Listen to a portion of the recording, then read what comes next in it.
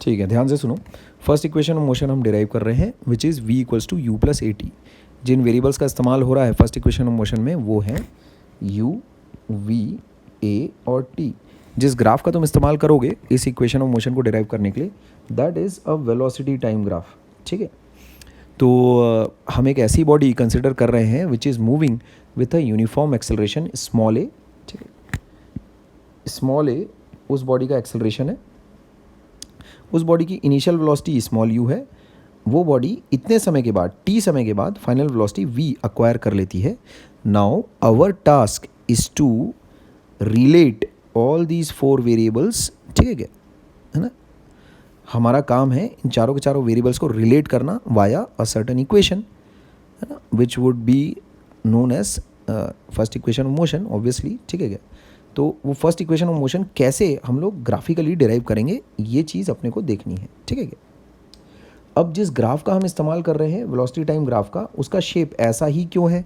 यहाँ तुम देख सकते हो एक स्ट्रेट लाइन बनाई हुई है ना, एक स्ट्रेट लाइन बनाई हुई है which is inclined to the horizontal, है ना, by some angle at an angle.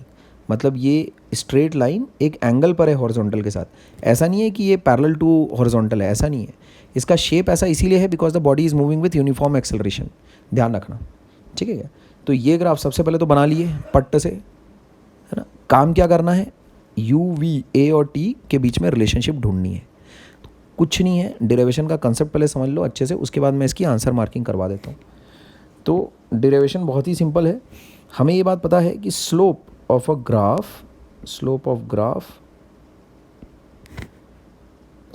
Velocity time graph कितना होता है भाई, एक्सेलरेशन के बराबर होता है। और किसी ग्राफ का स्लोप कितना होता है, यहाँ देखो ध्यान से, एक स्ट्रेट लाइन का स्लोप कितना होता है, length of perpendicular upon base. तो इस ग्राफ में तुम देख सकते हो, ध्यान देना, ये वाली जो लेंथ है दिस इज़ यू। क्यों ऐसा यू, क्योंकि उसकी इनिशियल वेलोसिटी मतलब टी इक्वल्स टू जीरो पर, ये देखो टी इक्वल्स टू जीरो ये पॉइंट है, इस पॉइंट पर ग्राफ में वेलोसिटी देखो कितनी आ रही है, ए आ रही है ना, ए पर ए वाली वेलोसिटी है। तो इनिशियल वेलोसिटी हो गई यू, देखो टी पर time t equals to t पर वेलोसिटी देखो कितनी है तुम्हारे पास, वी है, दिख रहा है क्या, यानी ये वाली लेंथ तुम्हारे पास वी है और ये वाली लेंथ तुम्हारे पास u है। ठीक, और कितने टाइम में ये वेलोसिटी का चेंज u से v हुआ है, वो वाला टाइम है तुम्हारे पास t। ऐसा, तो एक ग्राफ में अलग अलग वेरिएबल्स किस किस लेंथ को डिनोट कर रहे हैं वो चीज़ यहाँ मैंने बता दी है। O C is t, B C is v, O A is u। अब आते हैं मुद्दे की बात पर, slope of velocity time graph. मैंने तुम्हें क्लास में ये चीज़ बताई है, slope of velocity time graph acceleration होता है। अब slope of velocity time graph यहाँ देखो हम लोग कैलकुलेट करेंगे ग्राफ से, B D upon A D होगा, है ना। बी डी की वैल्यू कितनी हो जाएगी, देखो ये वाली टोटल लेंथ है वी और ये वाली लेंथ है यू। ठीक है क्या, ये एक रेक्टेंगल है ना, ये वाला एक रेक्टेंगल है, तो ये वाली लेंथ कितनी होगी, ये वाली लेंथ ये हो जाएगी वी माइनस यू। ठीक है क्या, ये वाली लेंथ हो गई वी माइनस यू, और ये वाली लेंथ कितनी है तुम्हारे पास टी। तो मुझे ये बात पता है, एक लाइन की स्लोप ए बी लाइन की स्लोप, है ना, ए बी लाइन की स्लोप परपेंडिकुलर अपॉन बेस होती है। तो परपेंडिकुलर हो गया वी माइनस यू और बेस हो गया टी।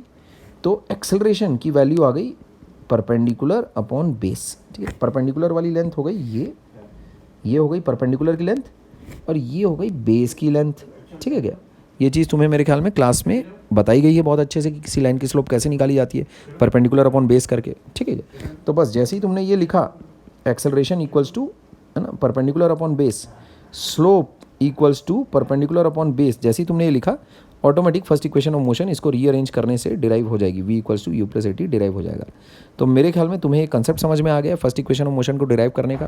क्या है वो concept, slope of velocity time graph equals to acceleration. जैसे ही तुम ये स्लोप लिखोगे परपेंडिकुलर अपॉन बेस यानी v minus u by t, जैसे ही तुम ये लिखोगे तुम्हारे पास v equals to u plus a t आ जाएगा इस इक्वेशन को रीअरेंज करने के बाद। ठीक है, अब इसको लिखना कैसे है प्रॉपर लैंग्वेज में, तो सबसे पहले ग्राफ बनाने के बाद तुम्हें ये लिखना है, consider the velocity time graph of a body. ठीक है क्या, देन नेक्स्ट पॉइंट, अच्छा उसमें ऐसा लिख लेना, consider the velocity time graph of a body which has, है ना, which has an initial velocity u, ठीक है, एट पॉइंट ए।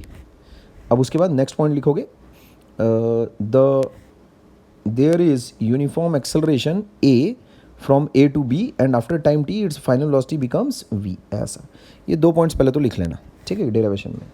सबसे पहले graph, then point number 1, then point number 2, है ना। ये दोनों पॉइंट्स लिखने के बाद तुम्हें लिखना है ये सारी चीज़ें। Initial velocity of the body हो गई यू इतना, है ना, final velocity of the body हो गई वी इतना, और उसके बाद लिख देना फ्रॉम द ग्राफ, बोलो तुम्हारे पास बी डी कितना हो जाएगा फ्रॉम द ग्राफ, हो गया ये B C minus D C, ऐसा। ये सब मत लिखना है कचरा।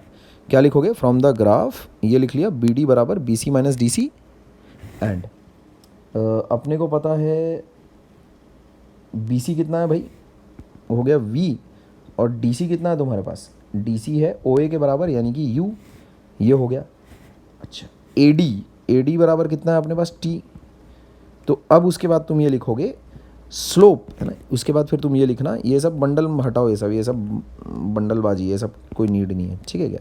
तो क्या लिखना है देखो, पॉइंट नंबर 1 लिख लिया, पॉइंट नंबर 2 लिख लिया, उसके बाद ये लिखना initial velocity of the body इतना, final velocity of the body इतना, देन फिर फ्रॉम द ग्राफ ये लिख लेना बी डी बराबर B C minus D C यानी equals to v minus u, बाद में उसके लिख लेना ए डी बराबर टी, एंड देन उसके बाद ये लिख लेना एक्सेलरेशन ए बराबर slope of line A B which is B D by A D यानी कि कितना हो जाएगा v minus u by t, और बस, यानी ये सब बंडल हटाओ, ये सब की कोई नीड नहीं है। तो जैसे ही तुम रीअरेंज करोगे इसको, v माइनस यू किसके बराबर हो जाएगा, ए टी के बराबर, इसका मतलब v की वैल्यू हो जाएगी u प्लस ए टी, ऐसा। ये हो गया तुम्हारा फर्स्ट इक्वेशन ऑफ मोशन, ठीक है क्या। नेक्स्ट वाले वीडियो में सेकंड इक्वेशन ऑफ मोशन मैं डिराइव करके बता रहा हूँ तुम्हें, ठीक है। अच्छा।